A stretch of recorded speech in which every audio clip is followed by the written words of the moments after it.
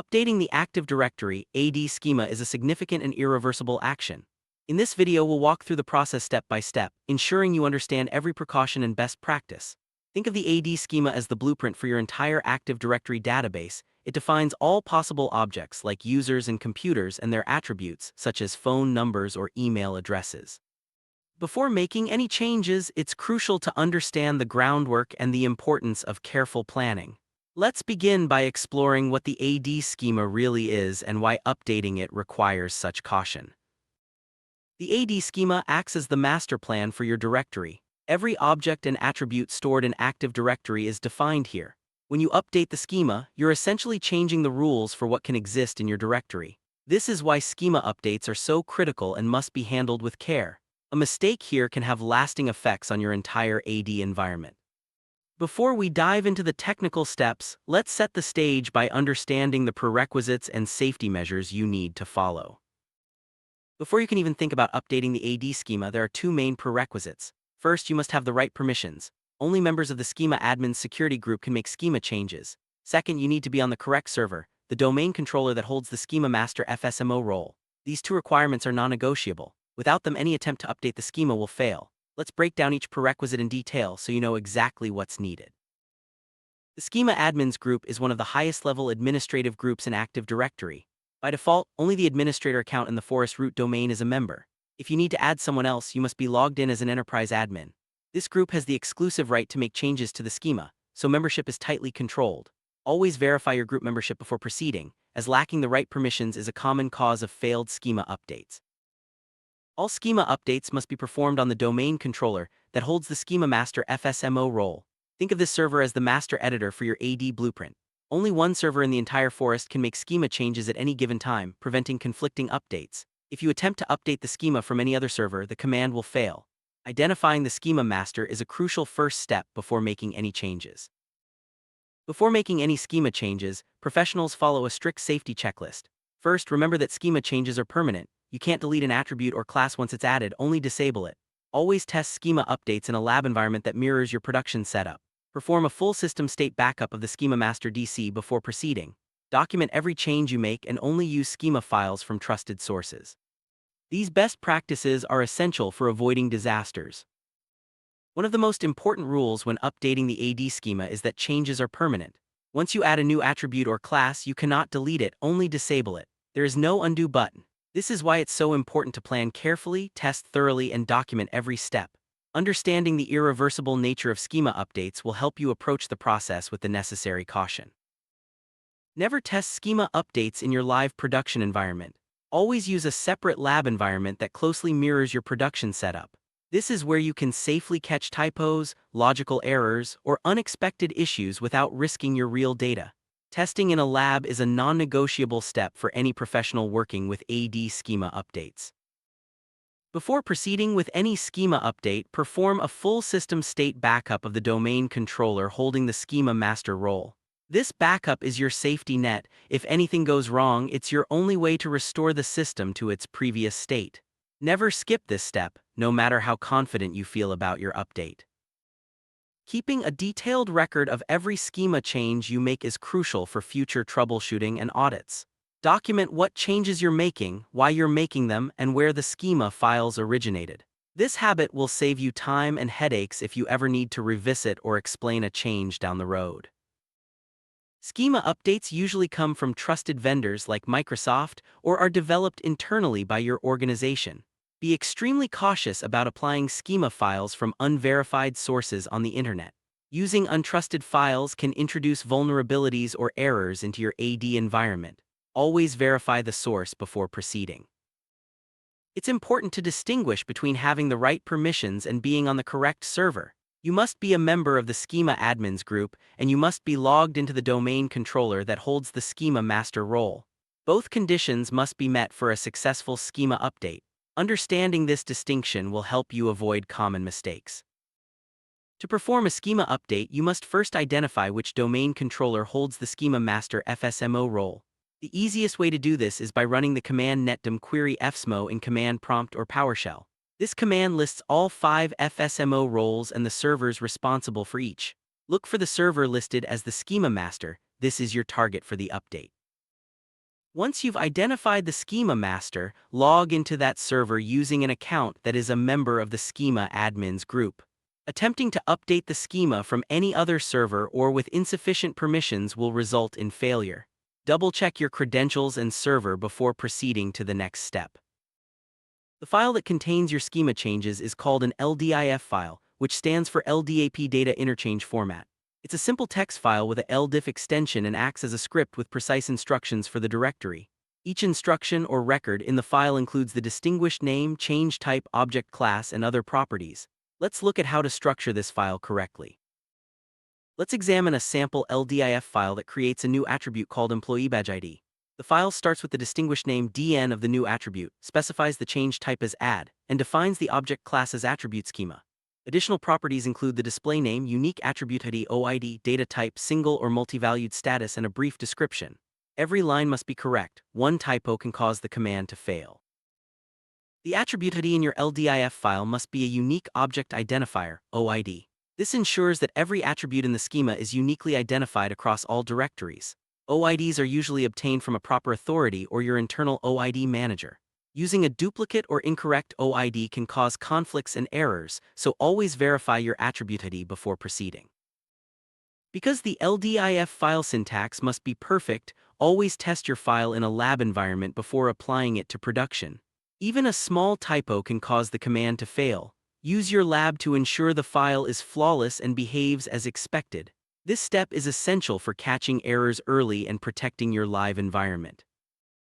Once your LDIF file is ready and you're logged into the schema master, use the built-in Windows tool LDIFT exe to apply the changes. Open an elevated command prompt or PowerShell window. The basic command is LDIFT, your file name LDIFV. This imports your schema file and provides verbose output for troubleshooting. Let's break down each part of the command in detail. The LDIFT command has several important switches. I tells the tool you are importing data. If your file name LDIF specifies the file to import, replace this with your actual file name. V stands for verbose, giving you detailed output on the screen. This helps confirm success or troubleshoot errors. Understanding each part of the command ensures you run it correctly every time. The command prompt needs to know where to find your LDIF file. You have two options: open the command prompt in the same folder as your file or provide the full path to the file. If your path contains spaces, enclose it in double quotes. Most administrators prefer opening the prompt in the files folder to avoid path errors and typos.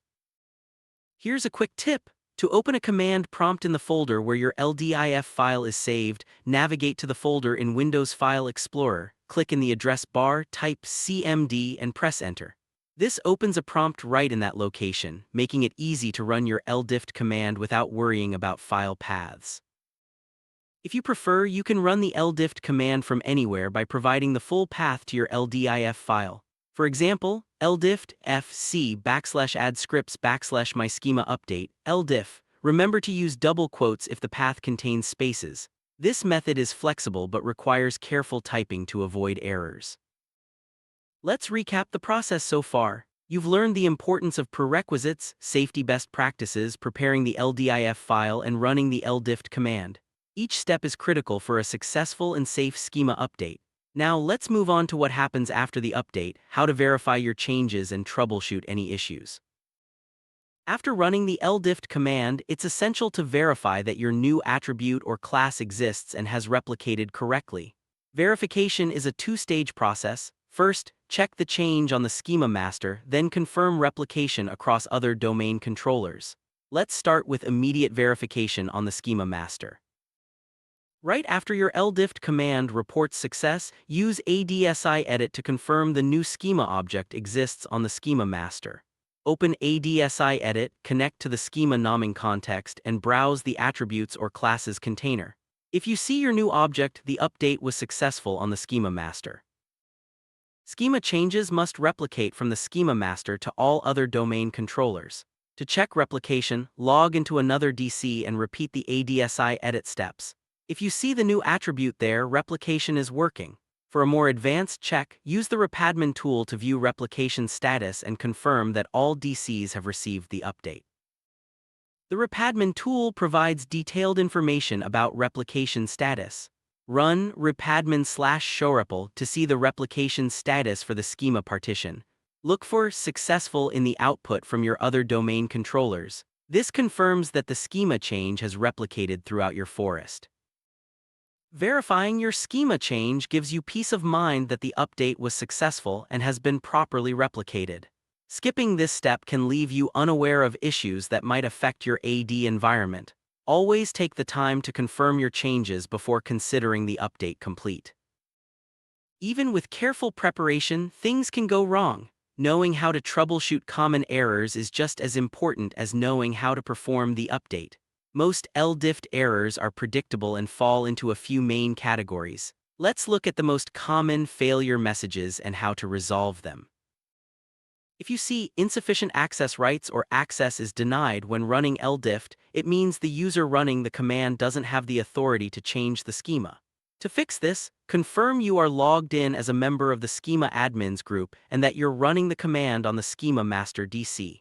Double-check both conditions before trying again. An unwilling to perform or invalid DN syntax error usually points to a problem in your LDIF file. This could be a typo, logical error, or incorrect distinguished name. The error message often indicates the line number causing the issue. Carefully review your file, especially the DN, change type, and object class, lines, and ensure your DN matches your domain structure. Another common cause of errors is attempting to add an attribute or OID that already exists in the schema. Before running your update, check that the LDAP display name and attribute ID are unique. Duplicate entries will cause the command to fail and can create confusion in your directory. This is exactly why testing in a lab environment is so important. Lab testing allows you to catch and fix file errors in a safe setting before running the command in production. Always resolve all errors in the lab before moving forward with a live update. We've now covered the entire lifecycle of a schema update: careful preparation, execution, verification, and troubleshooting. Each phase is essential for a safe and successful update. Let's quickly recap the key points before we wrap up. Remember, you must be a member of the Schema admins group and perform the update on the Schema master DC. These prerequisites are non-negotiable and form the foundation for a successful schema update. Double-check both before starting any changes. Always follow best practices. Test in a lab, perform a full backup, document your changes, and use schema files from trusted sources. These steps protect your AD environment and ensure you can recover if something goes wrong. The LDIF file must be perfectly structured, with a unique OID and correct syntax for every property. Even a small error can cause the update to fail. Always test your file in a lab and double-check every line before running the command in production. The LDIFT command is your tool for importing schema changes. Use the correct switches, specify the right file, and run the command from the correct location. Verbose output helps you confirm success or troubleshoot errors. Practice running the command in your lab environment to build confidence. After updating the schema, always verify your changes on the schema master and confirm replication across all domain controllers. Use ADSI edit and repadmin to check for success. Verification is your final safeguard before considering the update complete. If you encounter errors, review your permissions, server location, and LDIF file syntax. Most issues are caused by missing prerequisites or typos in the file. Use the error messages to guide your troubleshooting and always resolve issues in the lab before updating production. Let's clarify the core concept: the Active Directory schema. The schema is the blueprint that defines every object and attribute in your directory. It ensures consistency and structure across your entire AD environment. Understanding the schema is fundamental to managing and updating Active Directory safely. The Schema Master (FSMO) role is a special domain controller in your AD forest. It is the only server authorized to make changes to the schema. This design prevents conflicting updates and ensures that all schema changes are coordinated through a single authoritative source. An LDIF file, or LDAP data interchange format file, is a text file used to define changes to the Active Directory schema. It contains precise instructions for adding, modifying, or deleting directory objects. Mastering the structure and syntax of LDIF files is essential for safe schema updates. You now have a comprehensive understanding of how to safely update the Active Directory schema. From prerequisites and best practices to file preparation, command execution, verification, and troubleshooting, you're equipped to handle schema updates with confidence. Remember, careful planning and testing are your best tools for success. If you're ready, the next step is to explore advanced topics like troubleshooting replication or automating schema updates in larger environments.